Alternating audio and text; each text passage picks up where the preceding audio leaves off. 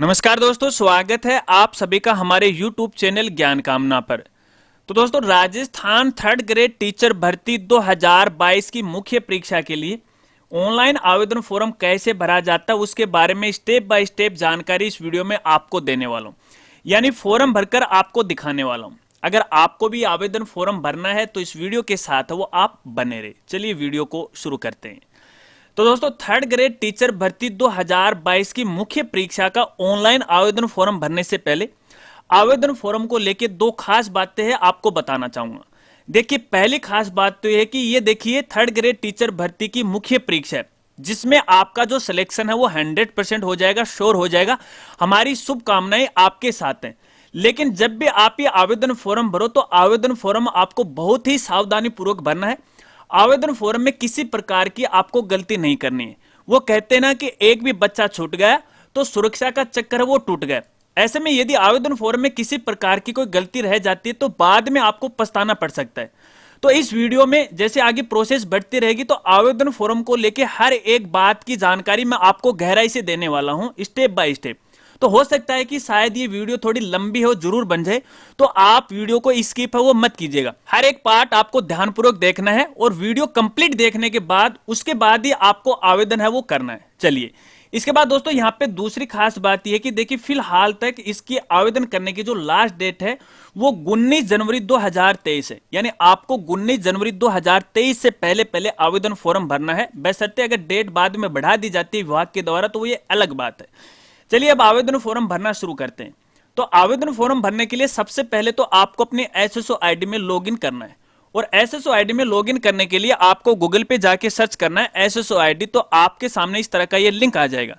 जब आप इस पे क्लिक करोगे तो देखिए यहाँ पे एसएसओ आईडी का लॉगिन पेज है वो ओपन हो जाएगा, जिसके बारे में आप अच्छी तरह से जानते हैं। यहाँ पे एसएसओ आईडी डालनी है, पासवर्ड डालना है और ये जो नंबर दिया गया इस बॉक्स में आपको डालना है। फिर आपको लॉगिन वाले ऑप्शन पे क्लिक करना है।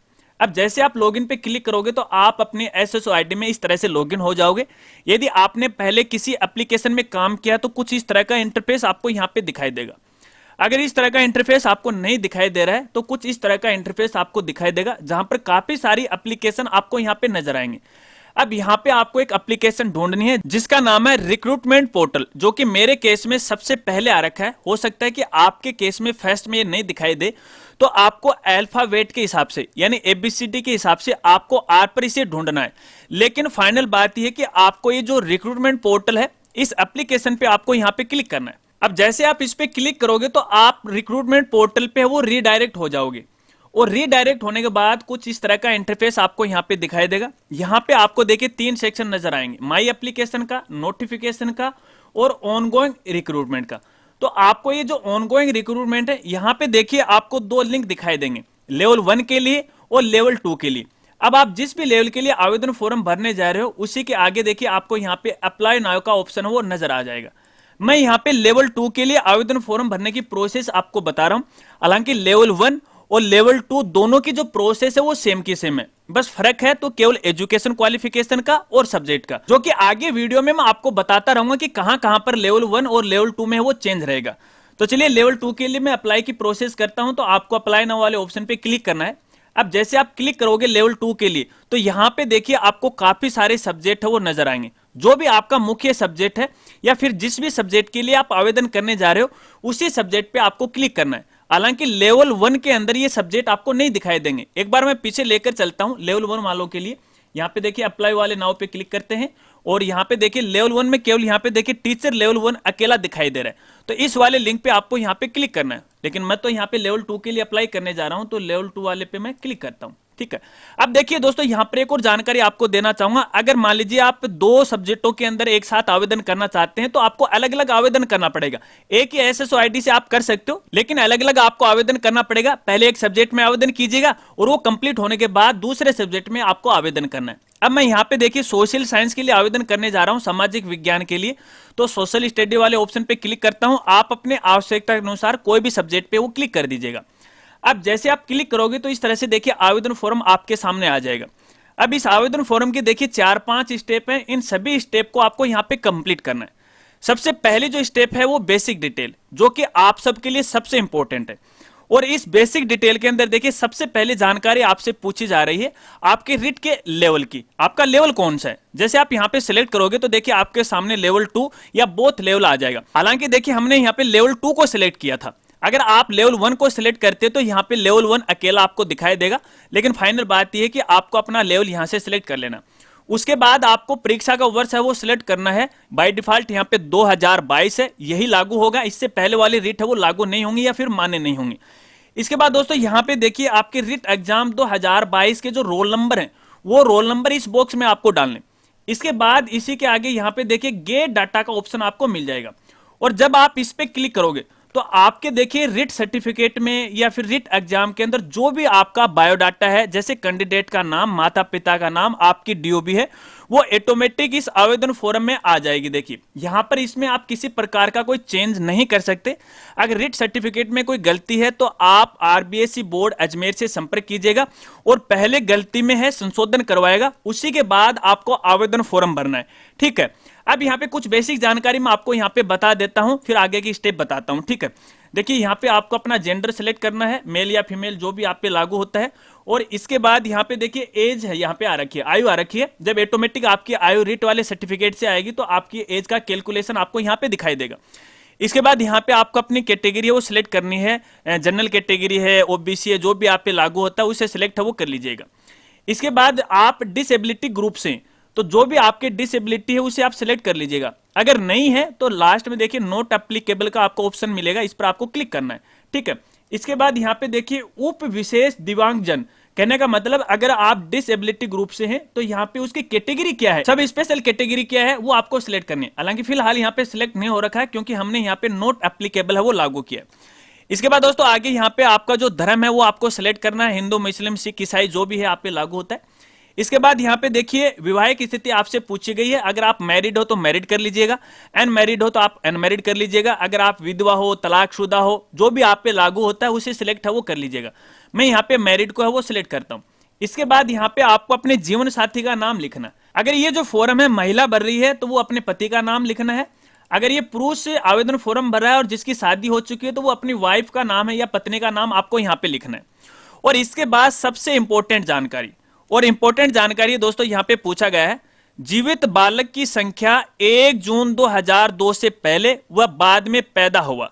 अब देखिए दोस्तों यहाँ पे मान लीजिए आपकी शादी हो चुकी है, अगर 1 जून 2002 से पहले बालक बालिकाओं की जितनी भी संख्या है वो आपको बिफोर वाले कॉलम में आपको डालनी है, और इसके बाद 1 जून 2002 के बाद जितने भी आपके बालक बालिकाएं की संख्या है वो आपको आफ्टर वाले कॉलम में डालनी है। फॉर एग्जाम्पल देखिए मैं यहाँ पे बिफोर वाले सेक्शन में 1 डालता हूं और आफ्टर वाले में भी 1 डालता हूं तो देखिए ऑटोमेटिक यहाँ पे 2 हो जाएगी। ठीक है, अगर पहले 0 है तो आप 0 कर दीजिएगा।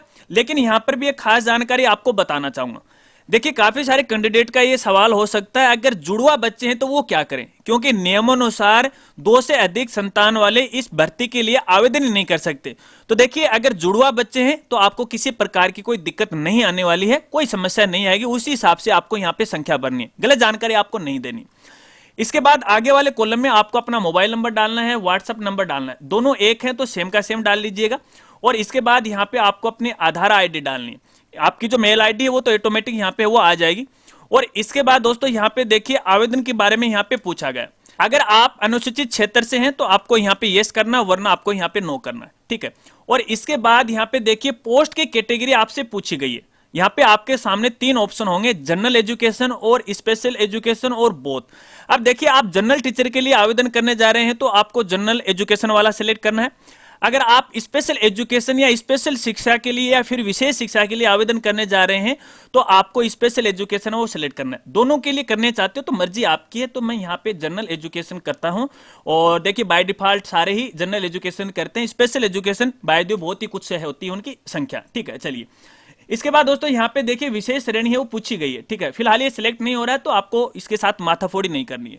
चलिए इसके बाद यहाँ पे देखिए पत्राचार का पता आपसे पूछा गया, जहां पे आपको अपना गांव का नाम, अपना जो तहसील है, अपना जो स्टेट है वो आपको यहाँ पे सिलेक्ट करना है। अगर आप राजस्थान के अलावा किसी दूसरे राज्य के रहने वाले हैं तो आप अपने आवश्यकता के अनुसार अपना राज्य वो सिलेक्ट कर लीजिएगा, और उसी के अनुसार आपको यहाँ पे अपना डिस्ट्रिक्ट है वो सिलेक्ट करना है। फिर अपने गाँव का नाम आपको यहाँ पे डालना है, पिन कोड आपको यहाँ पे डालना है, और फोन नंबर है तो डाल दीजिएगा, वरना खाली है वो छोड़ दीजिएगा। इसके बाद आपको नेक्स्ट पे क्लिक करना है। जैसे आप नेक्स्ट पे क्लिक करोगे तो यहाँ पे देखिए आपके मोबाइल नंबर और ईमेल आईडी का कंफर्मेशन है वो मांगा जाएगा, जो कि 100% है वो सही होने चाहिए। अब दोस्तों यहाँ पे आपको खास जानकारी बताना चाहूंगा, देखिए यहाँ पे आप जो अपने मोबाइल नंबर और मेल आईडी डाल रहे हो वो वर्किंग मोड में होने चाहिए, क्योंकि भविष्य के अंदर संबंधित डिपार्टमेंट की जो सूचनाएं हैं एसएमएस के द्वारा और ईमेल के जरिए आप तक वो पहुंचने वाली। तो यहाँ पे किसी दूसरे साथी, अपने घर परिवार या किसी रिश्तेदार फ्रेंड का मोबाइल नंबर मेल आईडी आपको कतई नहीं डालनी है, केवल आपकी मेल आईडी और मोबाइल नंबर आपको डालना। अगर ये सही है तो आपको यहाँ पे यस करना है। जैसे आप यस करोगे तो देखिए आपकी ये स्टेप है वो कंप्लीट हो जाएगी और यहाँ पे नेक्स्ट स्टेप आ जाएगी पर्सनल डिटेल।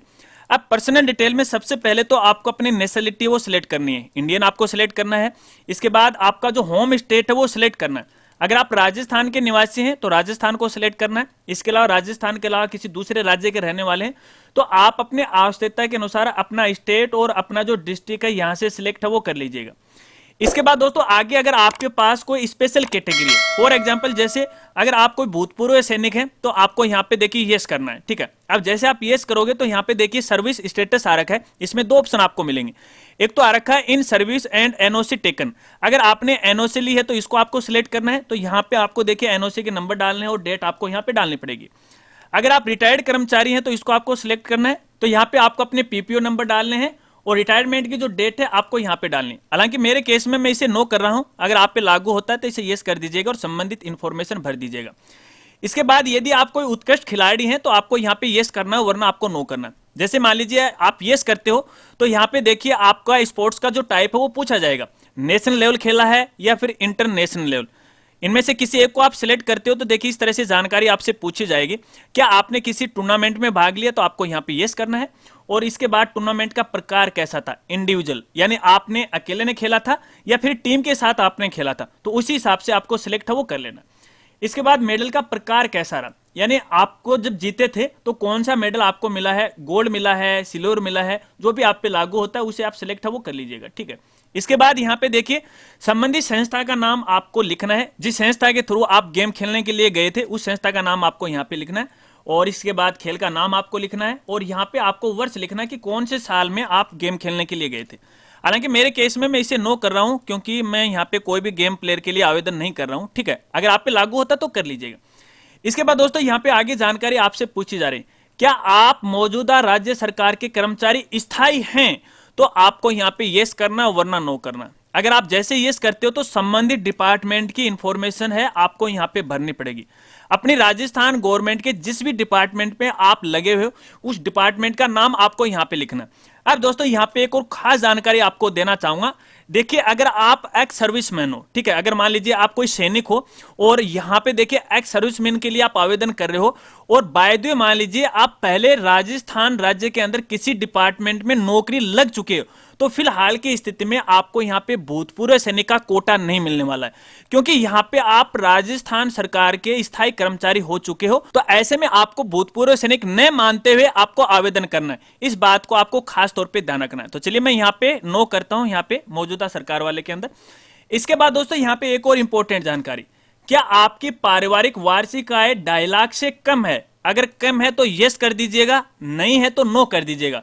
लेकिन दोस्तों जैसे आप यहाँ पे यस करते हो तो यहाँ पे देखिए एक पॉपअप मेनू आ जाता है और इसको आपको यहाँ पे यस करना है। लेकिन दोस्तों जब आप इसको यस करते हो तो आपके पास जो इनकम सर्टिफिकेट है 2.5 लाख से कम होने का होना चाहिए। अभी नहीं, जब डॉक्यूमेंट वेरिफिकेशन का काम चलेगा उस समय आपके पास होना चाहिए। अगर नहीं है तो आपको दिक्कत आ सकती है, समस्या आ सकती है। तो आप अपने आवश्यकता के अनुसार है यहाँ पे है यस या नो सिलेक्ट कर लीजिएगा। जैसे आप यहाँ पे यस करते हो तो आपकी जो आवेदन फीस है वो भी कम लगने वाली है। नॉर्मली जनरल कैटेगरी के लिए यहाँ पे 450 है, ओबीसी के लिए 350 है और आर्थिक रूप से जो कमजोर हैं उनके लिए 250 रुपए। तो आपको यहाँ पे 250 रुपए की फीस है वो लगने वाली है, ठीक है। तो देखिए मैंने यहाँ पे इसको यस किया है, आगे आपको दिखाऊंगा इसकी प्रोसेस, ठीक है। चलिए इसके बाद देखिए आगे आपसे पूछा गया आप निम्नलिखित कर्मचारी वर्ग के अंतर्गत आवेदन करना चाहते हैं, तो आपको यहाँ पे यस करना। अब जैसे यस करोगे ना तो यहाँ पे देखिए 2-3 डिपार्टमेंट के नाम आएंगे, एक तो स्थायी कर्मचारी है, एक संविदा कर्मचारी है, ठीक है, एक ऑफिशियल कर्मचारी है। इस तरह से ये डिपार्टमेंट के नाम आते हैं। अगर आप इसे नो करते हो तो भी कोई फर्क नहीं पड़ेगा, अगर आप यस करते हो तो भी कोई फर्क नहीं पड़ेगा। हालांकि ये जो चीज है यहाँ पे लागू नहीं होनी चाहिए थी दोस्तों। कारण ये है क्योंकि देखिए जो रिक्रूटमेंट पोर्टल है वो सबके लिए बनाया जाता है। तो यहाँ पे ये चीज है थर्ड ग्रेड टीचर भर्ती के लिए, क्योंकि टीचर का सिलेक्शन होने जा रहा है, तो ऐसे में कोई डिपार्टमेंट की इनको जरूरत नहीं होती है, क्योंकि ये सारे ही शिक्षा डिपार्टमेंट में जाने वाले हैं। ठीक है, अब यहाँ पे मुझे ये बताओ, जब अपने स्थायी कर्मचारी के लिए आवेदन कर रहे हैं तो यहाँ पे देखिए जो कॉन्ट्रैक्ट बेस है ये क्यों दे रखा है। हालांकि ये गलत है भी, कोई बात नहीं, इसको आपको यहाँ पे नो करना है सबको। ठीक है, नो करना है, आप सबको ध्यान रखना है इस बात का। इसके बाद यदि आप आयु में कोई छूट चाहते हो तो आपको यहाँ पे यस करना है, और किस हिसाब की छूट चाहते हो, जिस हिसाब से आप पे लागू होता है तो आप इसको सेलेक्ट कर लीजिएगा इनमें से। अगर नहीं लागू होता है तो नॉट एप्लीकेबल आप कर दीजिएगा। इतना करने के बाद आपको नेक्स्ट वाले ऑप्शन पे क्लिक करना है, तो आपकी ये स्टेप है वो कंप्लीट हो जाएगी। हालांकि वीडियो थोड़ा लंबे बढ़ने वाला है, आप वेट कीजिएगा, हर एक जानकारी गहराई से आपको बताऊंगा। चलिए, इसके बाद यहाँ पे देखिए अगली जो स्टेप आती है क्वालिफिकेशन एंड एक्सपीरियंस की आती है। ठीक है, तो यहाँ पे आपको अपने एजुकेशन की जानकारी देनी है, और सबसे ऊपर देखिए यहाँ पे एक चीज आ रखी है। ठीक है, यहाँ पे टिक आ रखा है, और यहाँ पे देखिए कुछ लाल लाइन में है, इन्होंने लिख रखा है लाल अक्षरों के अंदर। इसका मतलब ये है, देखिए सीधा साधा मैं आपको बता दूं, देखिए फिलहाल यहाँ पे आप अपने एजुकेशन की जानकारी यहाँ पे भरने जा रहे हो। अगर विभाग चाहे, अगर विभाग को जब भी जरूरत पड़ गई तो आपसे ओरिजिनल डॉक्यूमेंट है वो मांग सकता है, तो इसके लिए आपको यहाँ पे सहमति देनी, तो आपको यहाँ पे टिक है वो लगाना है। ठीक है, अब यहाँ पे इन्होंने एक जानकारी और दी है, देखिए अभ्यर्थी अपनी शैक्षणिक योग्यता का विवरण विज्ञप्ति के बिंदु संख्या 6 में उल्लेखित अहर्ता के अनुसार ही दर्ज करे।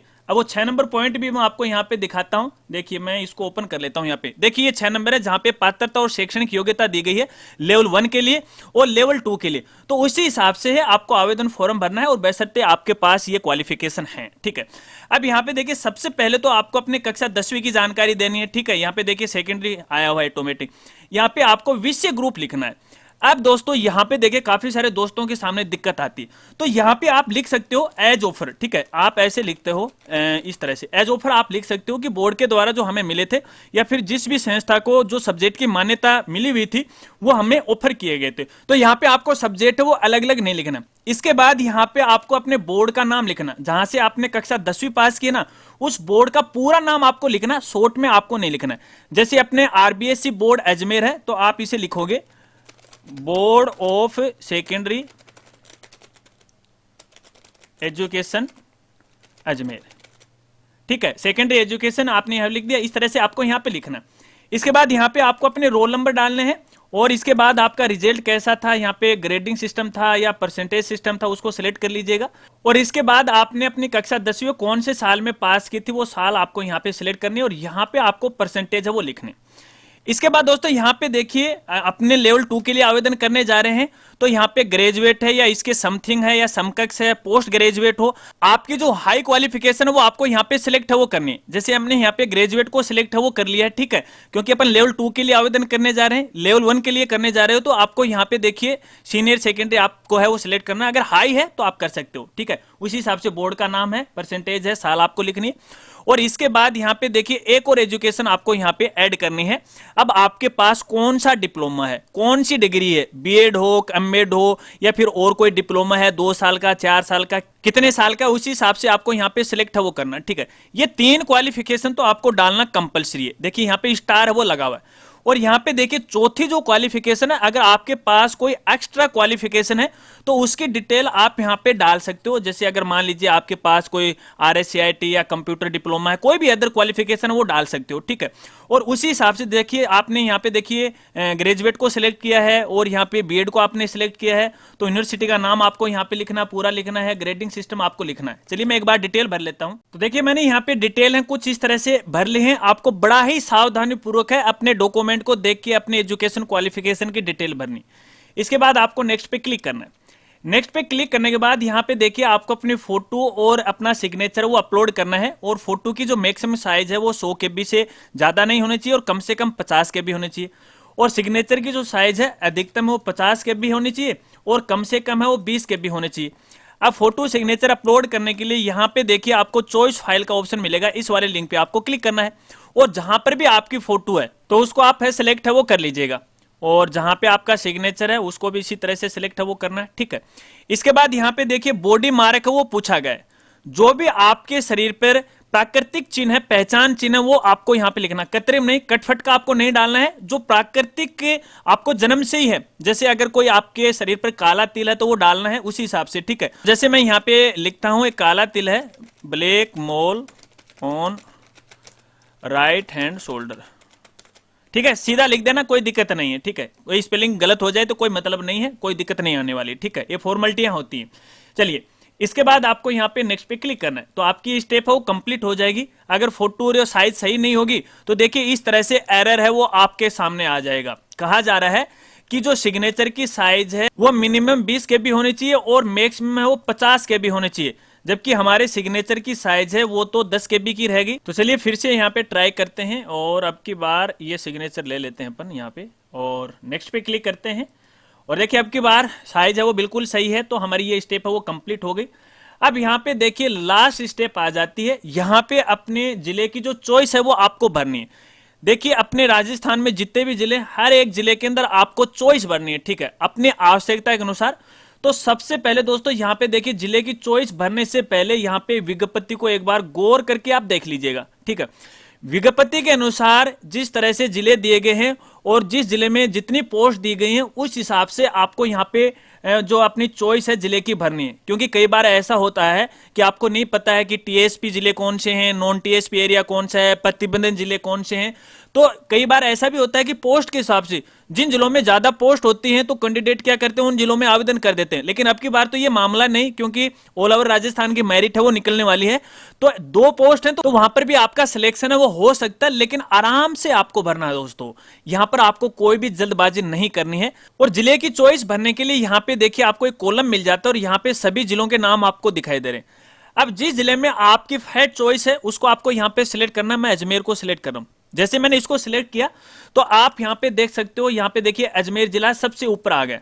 इसके बाद आपको यहाँ पे दूसरा करना है, तो देखिए दूसरा है वो भी आ जाएगा। इस हिसाब से आपको एक एक करके जल्दी जल्दी आपको अपने जिले का यहाँ पे चॉइस है वो भर देनी है, खाली आपको नहीं छोड़ना है। और यहाँ पे लिखा गया है जो मैक्सिमम है 30 जिले तो आपको भरने ही पड़ेंगे। तो चलिए मैं एक एक जिला है वो जल्दी से भर देता हूँ। अपने जिले की चॉइस भरने के बाद दोस्तों आपको नेक्स्ट पे क्लिक करना है। अब जैसे आप नेक्स्ट पे क्लिक करोगे तो देखिए आपके सामने आपके फॉर्म का प्रीव्यू है वो दिखाई देगा। यानी फिलहाल आप जो आवेदन फॉर्म भर के लेके आए हो और जो भी डिटेल भरी है इस फॉर्म के अंदर आपको यहाँ पे नजर आएंगे। और फिलहाल देखिए एप्लीकेशन नंबर नहीं आए, ये केवल एक परफॉर्मा है आपके सामने। तो गौर करके आपको इसको देखना है, हर एक डिटेल है सावधानी पूर्वक आपको यहाँ पे चेक करनी है। देखिए एक एक डिटेल है, आराम से चेक कर लीजिएगा। अगर आपको ऐसा लग रहा है कि इसमें किसी प्रकार की कोई गलती है तो यहाँ पे देखिए लास्ट में आपको अपडेट का ऑप्शन है वो मिल जाता है, इस पर आपको क्लिक करना है। तो अपना जो आवेदन फॉर्म है फर्स्ट स्टेप से ओपन हो जाएगा। अब जिस भी स्टेप में गलती है उस स्टेप को अपडेट कर दीजिएगा, नेक्स्ट नेक्स्ट है वो करते जाएगा और लास्ट में यही आ जाएगा। अब इसके बाद दोस्तों आपको फाइनल सबमिट करना है। अगर कोई गलती नहीं है चेक कर लीजिएगा, फाइनल सबमिट करना है। लेकिन फाइनल सबमिट करने से पहले एक जानकारी आपको देना चाहूंगा। देखिए यहाँ पे आवेदन फीस की स्थिति देखें तो फिलहाल यहाँ पे देखिए अंगूठे का जो निशान है वो नीचे की तरफ है, ठीक है, और लाल कलर का है, रेड कलर का है। जब आपकी फीस सक्सेसफुली जमा हो जाएगी और पेमेंट सक्सेसफुली हो जाएगा तो इस अंगूठे का जो निशान है वो ऊपर की तरफ हो जाएगा और कलर है वो ग्रीन कलर का हो जाएगा, जो कि आगे मैं आपको बता दूंगा। और दोस्तों जब तक आपका आवेदन फॉर्म फाइनल सबमिट नहीं हो पाता है तो एप्लीकेशन नंबर जनरेट नहीं होंगे।